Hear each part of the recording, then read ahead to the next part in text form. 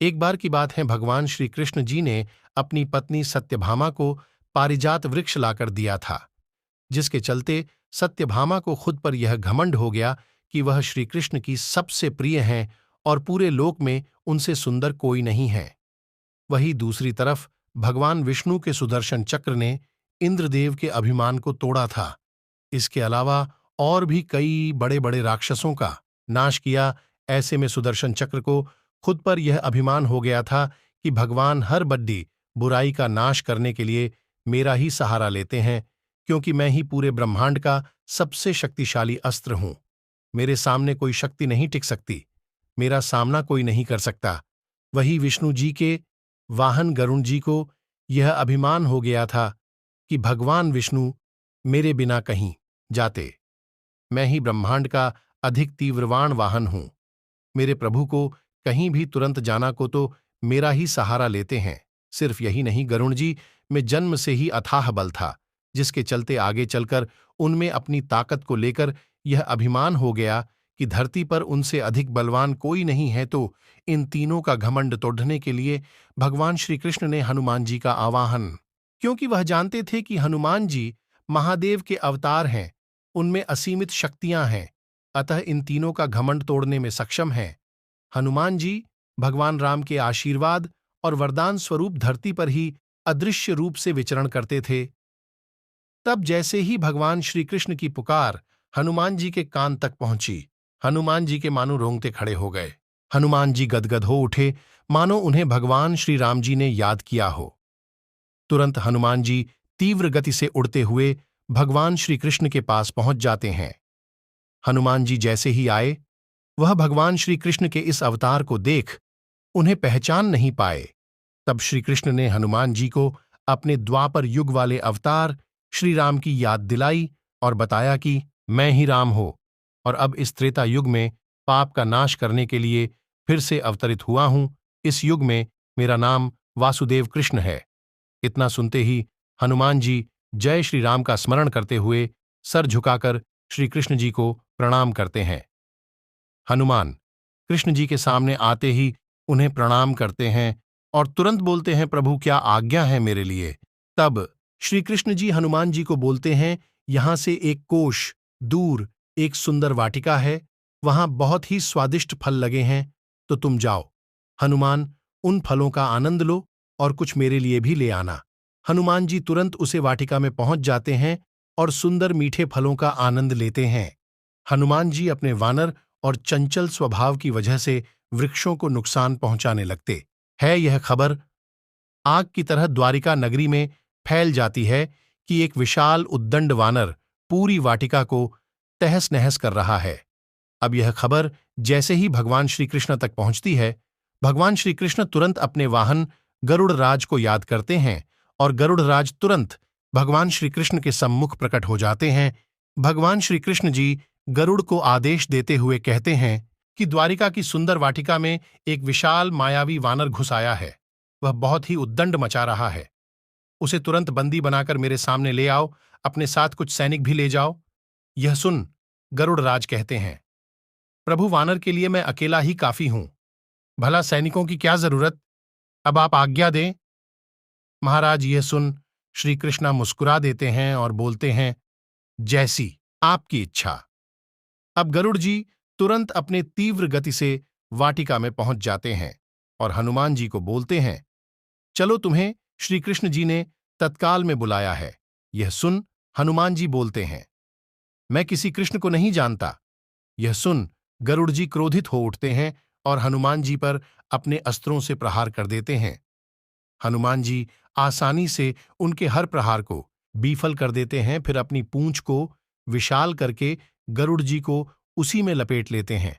गरुड़ जी अपनी पूरी ताकत लगा देते हैं, लेकिन फिर भी उसे जकड़न से निकल नहीं पाते हैं। तब गरुड़ जी को समझ आता है कि यह कोई साधारण वानर नहीं, यह कोई मायावी है। हनुमान जी तुरंत अपनी पूंछ को जोर से झटका देते हैं और गरुड़ जी दूर नदी में जा गिरते हैं। गरुड़ जी अब किसी तरह बचते बचाते वहां से चले जाते हैं और पुनः भगवान श्री कृष्ण जी के पास पहुंच जाते हैं। गरुड़ जी श्री कृष्ण जी को बताते हैं कि हे प्रभु, मुझे क्षमा करें, मैं उस वानर को नहीं ला पाया। वह बहुत ही मायावी वानर है, जिसके सामने मेरी शक्तियों और बल कमजोर पड़ गए। गरुड़ जी की इस बात को सुन श्री कृष्ण जी मन ही मन बहुत प्रसन्न हुए और सोचने लगे कि इस घटना से गरुड़ जी का ताकत का घमंड टूट गया, लेकिन अभी भी उनका एक घमंड टूटना बाकी है, और वह है उनकी गति की घमंड। यह विचार कर श्री कृष्ण जी बोलते हैं, हे गरुड़, आप चिंता ना करें। आपने अपनी तरफ से जो प्रयास किया है वह काबिले तारीफ है। मैं अभी अपनी शक्तियों से पता लगाया है कि वह कोई साधारण वानर नहीं है, वह स्वयं राम भक्त हनुमान जी है। इसलिए जब आपने मेरा नाम लेकर आने को कहा तो वह नहीं आए। इस बार फिर से जाओ और उनको कहना आपको भगवान श्री राम ने बुलाया है, उनको तुरंत अपनी पीठ पर बैठाकर ले आओ। गरुड़ जी फिर से हनुमान जी के समक्ष आ खड़े होते हैं और उन पर प्रहार करने की क्षमा मांगते हैं। फिर बोलते हैं, चलिए, आपको भगवान श्री राम जी ने बुलाया है। श्री राम जी का नाम सुन हनुमान जी प्रसन्न हो जाते हैं और कहते हैं, ठीक है, आप चलो, मैं आता हूं। गरुड़ जी कहते हैं, आप मेरी पीठ पर बैठ जाए, मैं तुरंत आपको तीव्र गति से प्रभु श्री राम जी के पास पहुंचा दूंगा। हनुमान जी कहते हैं, नहीं नहीं, आप जाइए, हम आपके पीछे पीछे आते हैं। गरुड़ जी तेजी से उड़ान भरते हैं। वही श्री कृष्ण जी यह सब कुछ देख रहे थे और वह जानते थे कि हनुमान जी गरुड़ से पहले पहुंचेंगे। यह सोच वह श्री राम का अवतार धारण करके अपनी पत्नी सत्यभामा को माता सीता की तरह सजाकर अपने साथ सिंहासन पर बैठा देते हैं। अब श्री कृष्ण जी तुरंत अपने सुदर्शन चक्र को आदेश देते हैं कि जाओ, द्वार पर खड़े हो जाओ, पहरा दो, कोई भी अपरिचित इंसान अंदर न आने पाए। अब सुदर्शन चक्र भगवान की आज्ञा का पालन करते हुए द्वार पर आ खड़े होते हैं, और जैसे ही हनुमान जी अपने प्रभु श्री राम जी को मिलने की उत्सुकता में अंदर प्रवेश करने लगते हैं, सुदर्शन चक्र तुरंत हनुमान जी को सावधान कर देते हैं और बोलते हैं, कौन हो तुम, अंदर नहीं जा सकते। हनुमान जी बोलते हैं, मुझे अपने प्रभु से मिलने से कोई नहीं रोक सकता, कृपया रास्ते से हट जाओ और मुझे अंदर जाने दो। सुदर्शन चक्र रास्ते से नहीं हटते। या देख हनुमान जी सुदर्शन चक्र को अपने दांत में दबाकर प्रवेश कर गए। अंदर सिंहासन पर भगवान श्री राम के रूप में बैठे श्री कृष्ण जी को प्रणाम करते हुए जब उनके साथ बैठी स्त्री सत्यभामा को देखते हैं तो कहते हैं, हे प्रभु, माता सीता कहाँ है और आपके साथ यह दासी कौन है। यह सुन सत्यभामा दंग रह जाती है और मन ही मन इतना साज श्रृंगार करने के बाद भी यह मुझे दासी बोल रहे हैं, यह सोचकर बहुत ही निराश हो जाती है। यहीं पर सत्यभामा का अपनी सुंदरता का घमंड टूट जाता है। इतने में गरुड़ जी तेज गति से उड़ान के कारण हाँफते हुए पहुंचते हैं और हनुमान जी को पहले से ही पहुंचा देख दंग रह जाते हैं और हनुमान जी के चरणों में आ गिरते हैं।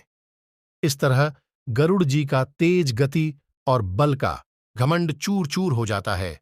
अब श्री कृष्ण जी हनुमान जी से पूछते हैं, हे हनुमान, आप अंदर कैसे आए? क्या आपको द्वार पर किसी ने रोक नहीं? हनुमान जी बोलते हैं, प्रभु, मुझे सुदर्शन चक्र ने रोका था, लेकिन मैंने सोचा आपके दर्शन में विलंब होगा, इसलिए मैं उनसे उलझ नहीं और उनको अपने दांतों में दबा लिया। इतना कहकर हनुमान जी ने सुदर्शन चक्र को अपने दांतों से बाहर निकालकर भगवान श्री कृष्ण जी के चरणों में रख दिया। इसके बाद श्री कृष्ण जी ने हनुमान जी को अपने गले से लगा लिया। इस तरह हनुमान जी ने किया था। सत्यभामा, गरुड़ और सुदर्शन चक्र का घमंड चूर चूर।